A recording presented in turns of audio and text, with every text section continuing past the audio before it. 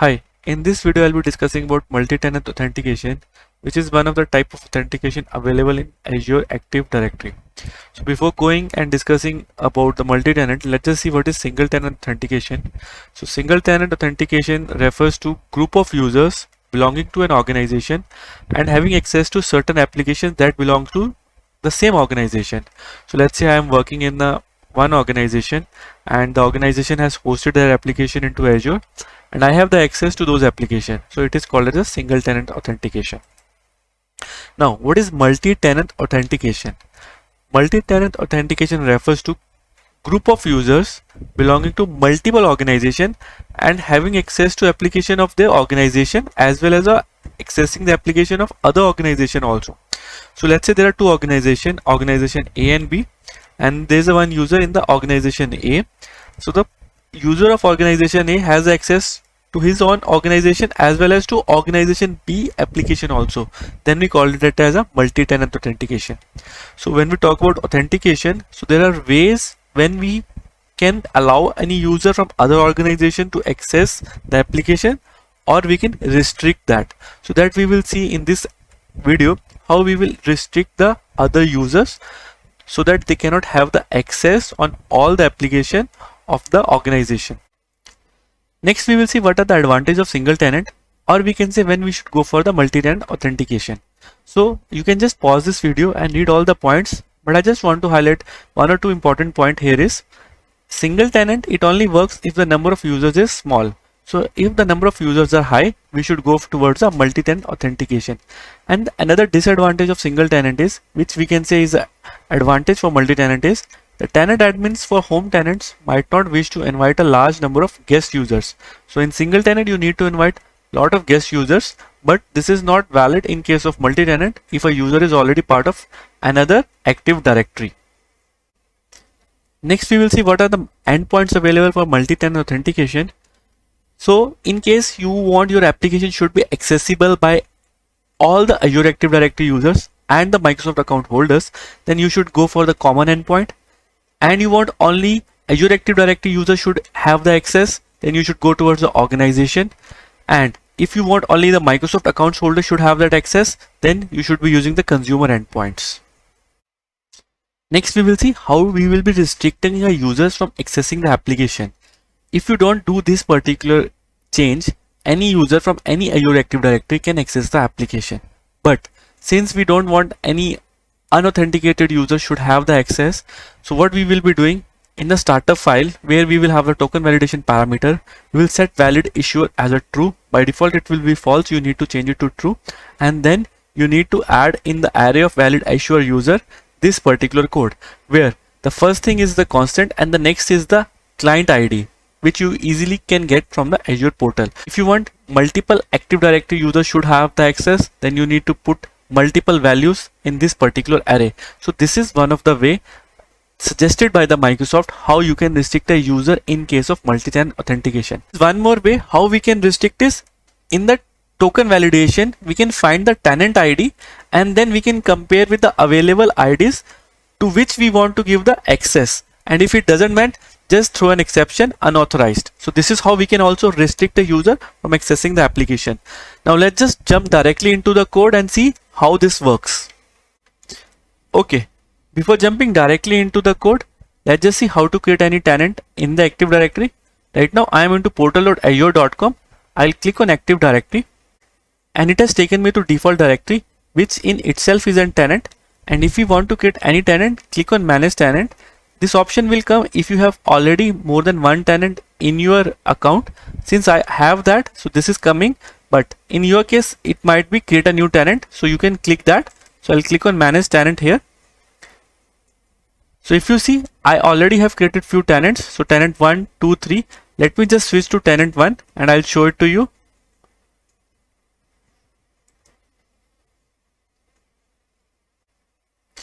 Okay, I am into tenant 1. So let me show you the users which I already have as a part of tenant 1. I'll click on users here. So it will show you the users. So this is the global users and the another one which I created only for this tenant 1. So its name starts with tenant 1. And let me just switch to now tenant 2 and show you the users over there.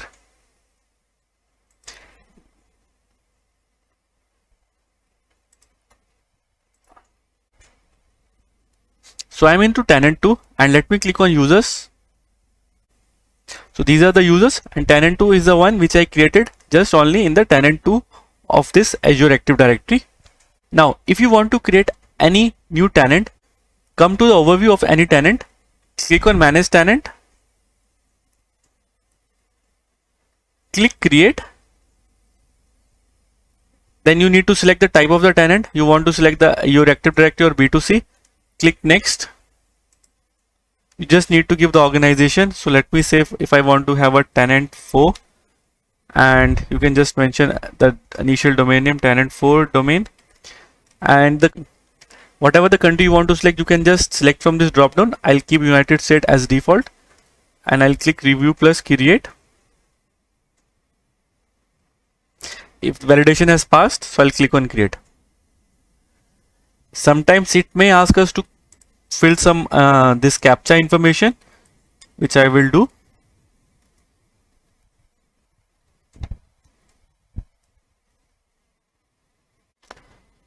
Click submit.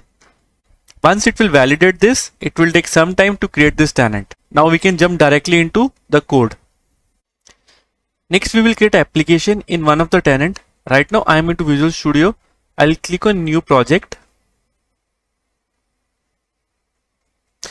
I'll select the ASP.NET Core application and I'll click next and I'll name it as multi-tenant auth. Click create. Now under the authentication, click on change, select work or school account, then change the organization from single to multi. It will load all the tenants to which your ID has the access, and I will select the tenant 2 here. Click OK and make sure you have selected the web application MVC controller. Click create. So it has created the MVC application and also it has added some code which is needed to authenticate the application for any user who is a part of Active Directory. So the code is under the startup file. So this is the code on token validation and certain events. Also we can go and see in the app settings the different settings it has added with respect to tenant 2. Since it is a multi-tenant, it has already taken the endpoint as a common, and also it has added the client ID and the callback path. I'll show you in the Azure Active Directory the application which it has created. So I am in the tenant 2. Let me go to the app registration and let me click on all application. So multi-tenant auth is the one we just created. So multi-tenant auth is the one which we have just created. So this is the way how we can create it using the Visual Studio. But if you don't want to go with the Visual Studio, you can come to app registration, click on new registration. You can give it any name. So let me give multi-demo, and if now you need to select the account types. So various options are there: single tenant, multi-tenant, multi-tenant with Microsoft account. Click just multi-tenant. You just need to give the redirect URI also, but it's an optional, so skip that. Click register. So this is how you can create any application in the Azure Active Directory. Now let me go back to the application which we have created, and what I will do, I'll just run this application and we will authenticate the users.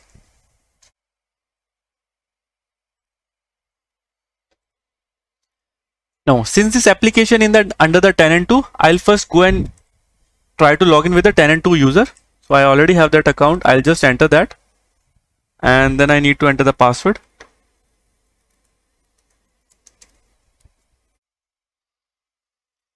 Click yes. Now I have logged in with the tenant 2 user. I'll sign out and I'll go and log in with the tenant 1 user.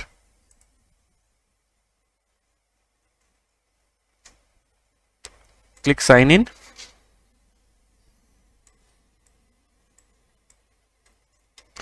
Use another account. Enter the credential. Click next. Enter the password. Click sign in. Since this application is part of tenant 2 and we are trying to log in with the tenant 1, it will first ask for the permissions. So what it is saying, this application is not published by Microsoft or your organization. This app would like to sign you in and read your profile. So you need to either accept or cancel. So let me just click on accept. So me in to the application. So this is how any Azure Active Directory user can access these particular applications. Now next we will see how we can restrict it. I don't want the tenant 1 user should have the access. What I will do, I'll first sign in out. So I'll into the Visual Studio, go to startup. Now I showed you we need to enable the valid issuer. So that I will do by setting valid issuer as a true.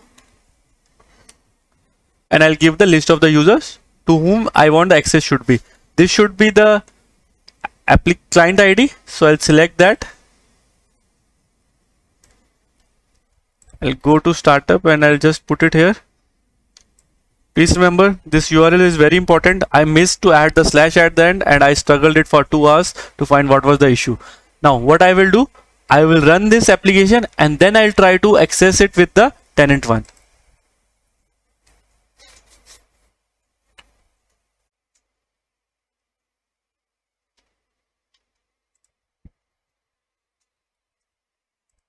Tenant 1 ID. Click next, enter the password,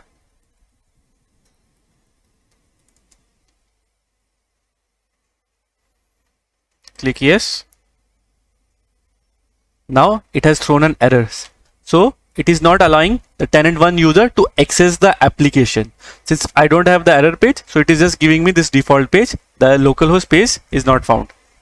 Cool. So we are good with this. We can see how we can restrict any user whom we don't want to give the access in case of multi-tenant. So if you want to add more IDs, let's say you want to give the access to tenant 1 also. So what you need to do, I'll just stop this application and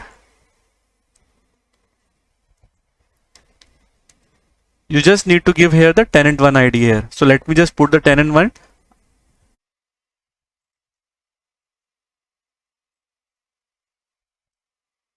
So I have entered the client ID of tenant 1 and I'll go and run this application, and this time it should allow the tenant 1 user to access the application.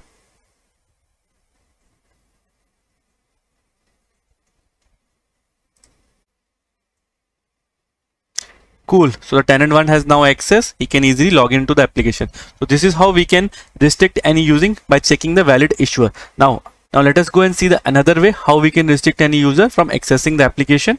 I'll go to the Visual Studio. I'll stop this application. I will just comment this.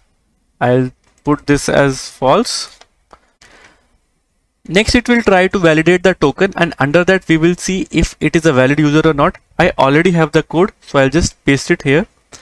And in this code, first we are fetching the tenant of the user who is trying to access. In the next line, we are comparing the tenant of the user with the tenant 2, and if it does not match, we are saying this tenant is not authorized. So let me just run this application. Since only tenant 2 should have the access, I'll again try to log in with the tenant 1, and the tenant 1 user should not have the access.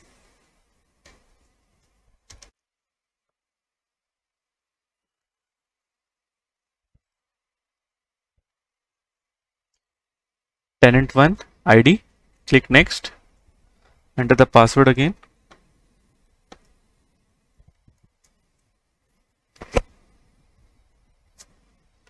Yes. Cool. So it has thrown an exception. This is not a authorized tenant.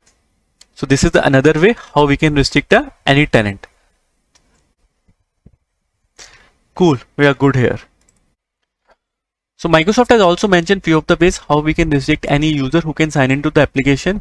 So this is a link I'll mention in the description also. So it says option 1, what it says is in the web config, change the value of tenant parameter from common to tenant name of the organization, for example Contoso, and in the OWIN just change the valid issuer argument to true.